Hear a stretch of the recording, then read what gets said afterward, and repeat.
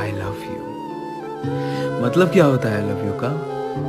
I love you का मतलब महज इतना नहीं होता कि जी शिद्दत वाला प्यार हो गया तो बोल दिया किसी को आई लव यू। नहीं, आई लव यू का मतलब होता है एक इंसान को चाहे वो जैसा है, अच्छा बुरा, बहुत ज्यादा बात करने वाला, ए टू जेड जैसा भी है, आप उसे वैसा ही अपनाते हो बिना उसको बदले। इसका मतलब होता है कि हाँ, मैं प्यार करता हूँ, हमेशा करूंगा और हर पल साथ खड़ा रहूंगा तुम्हारे, चाहे कितनी ही बुरी से बुरी सिचुएशन क्यों ना आ जाए। तुम टूट भी जाओ तब भी मैं तुम्हें चाहूंगा, हर बीमारी, हर पल, हर फेज में तुम्हारे साथ रहूंगा। हाँ, मुझे पता होगी तुम्हारी हर कमजोरी, लेकिन कभी फायदा नहीं उठाऊंगा उसका और ना तुम्हें कभी जज करूंगा। लड़ूंगा नो डाउट, लेकिन हमारे लिए, सिर्फ हमारे लिए।